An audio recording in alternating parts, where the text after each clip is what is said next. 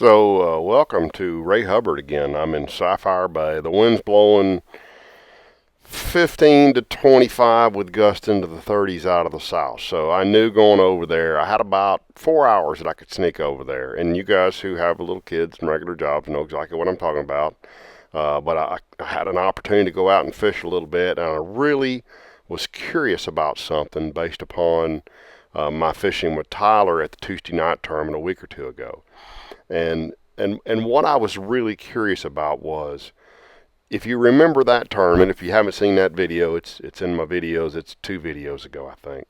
We had gone out there with the idea of cranking because we weren't really, well, we hadn't been on the lake in a really, really long time.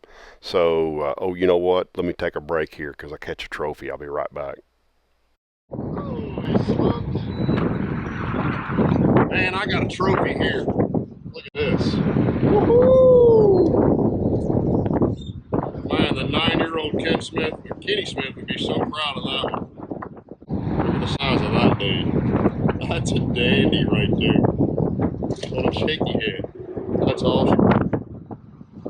I didn't want to set the hook because he was going brr, brr, brr, brr, brr. But eventually you got to set the hook.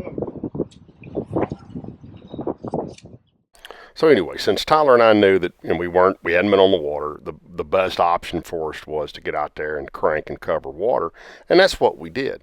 And I caught a 5.5 and a 3.5 because we had 5.5 and a 3, a little over 3. But when we would get around fish, we were seeing a ton of fish on the live scope. But what happened was there were so many sand bass in with these fish. You'd throw a crankbait out there. He was throwing a chick magnet, and I was throwing a cloud 10. And they were just getting eat up. I mean, I had one stretch, 16 casts in a row. My bait never got to the bottom because the sand bass bit it.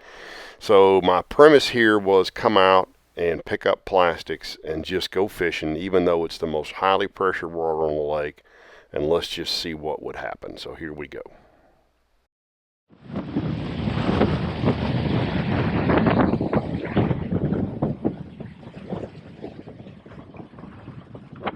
Needless to say, Sapphire Bay has some issues. They had probably 100 new piers in there that they were getting ready to put in place, but they got some seawall work to do out there. But check this out. So this is that seawall, basically on the south end, on the dam end, and you can't see it real well in the picture, but I'm actually getting wet from those waves hitting the other side and blowing water over the top. It was flat rolling right about now.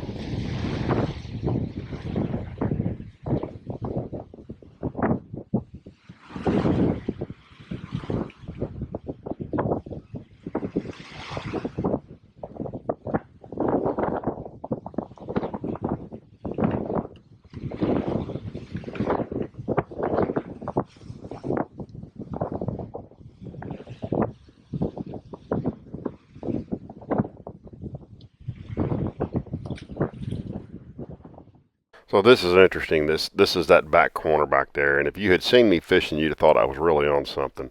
I could see 8 or 10 fish, and a couple of them really solid fish in that back corner on my live scope. And I could get them to follow that bait. I could hop it, they'd follow it up, but that's the only little guy that I ever got to eat it. And I saw him eat it. He was by far the smallest thing down there.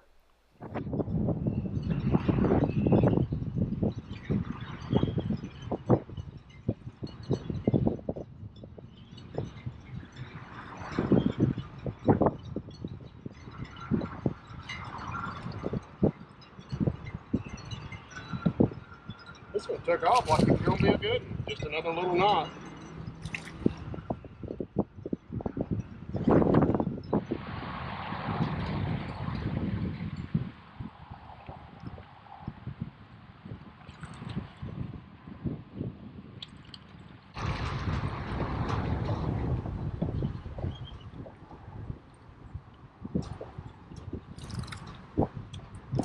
Whoa.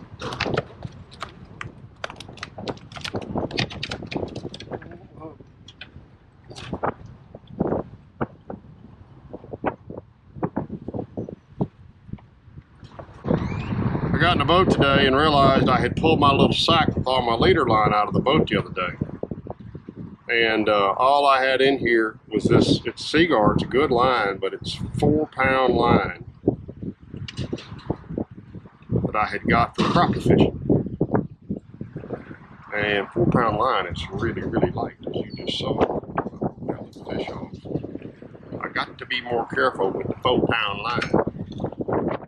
You know, I was only out here for a couple hours, and I did fish through the back of the marina, but it's pretty obvious. I think I had one bite back there, or 2 bites back there.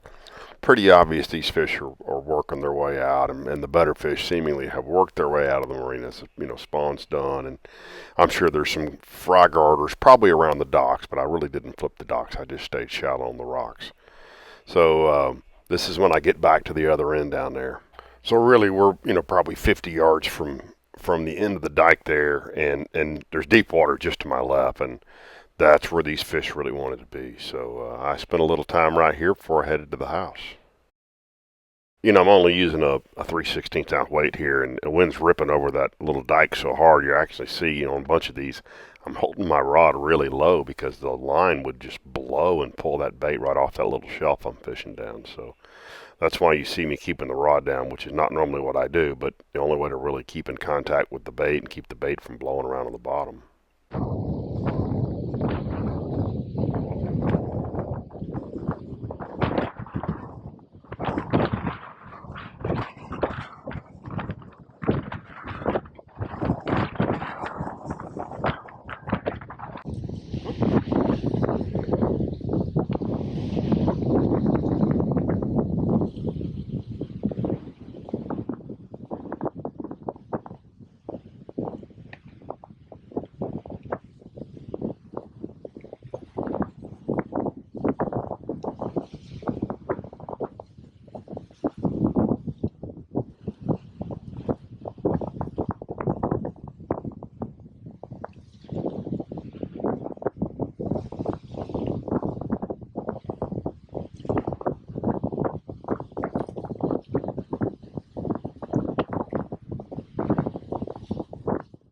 Guys, there's just no way to avoid all the dang wind noise from this day, but you see, I'm just catching a lot of fish. I'm using, in this case, a little 3/16 ounce owner head, and I'm using a Zoom finesse worm. Now, had I had it with me, again, I've not been to Rayburn where all of my tackle is. I would have been throwing that little swing head. And I'll show you what that is here in the next few weeks that 6 Cents makes now with their shaky head. But I've used up all my 6 Cent shaky heads I brought to Dallas with me. So I was basically using, matter of fact, I'm even using a color I had never really thrown here before. I just dug around in the boat and found something. It was a watermelon with gold flakes. So,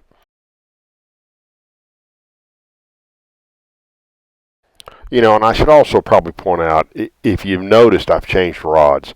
I bought a new rod, and I didn't have any Seaguar Smackdown.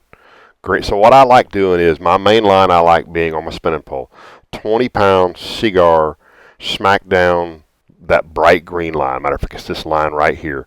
That's the line I like throwing. And if you've never thrown it, it's so light it actually looks like a spider web in the wind until it gets wet.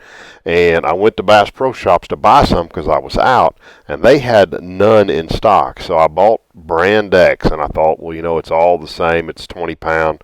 That other stuff was absolutely awful. I hated it. It was, and you can tell by feeling of it. I'm not going to mention who it is, but I will tell you the Seaguar line, from the castability, how quiet it comes through the eyes, you know, fighting the fish especially.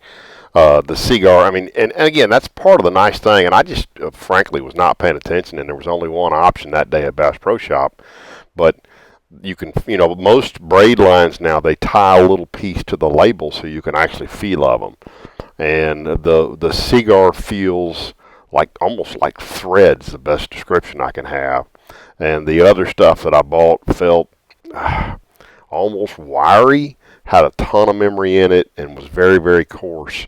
And I was just really unimpressed with it. And so that spool, that rod's laying over there on the side now, and I'm going to bring it home. I've got me some more Seaguar, and I'll be changing that out. So this is kind of the end of the day here. So I keep all my fish videos, you know, and kind of count through them. I was there about 4 hours, and I caught 26 bass and that one brim you saw. And I probably only fished about 3 hours and 15 minutes of those 4 hours. As I because what I can do in my video, I can see the timestamps on them. So that's a ton of bites in that short a period of time. Now, granted, I was, kind of stuck in Sapphire Bay, some of the most highly pressured water on the lake.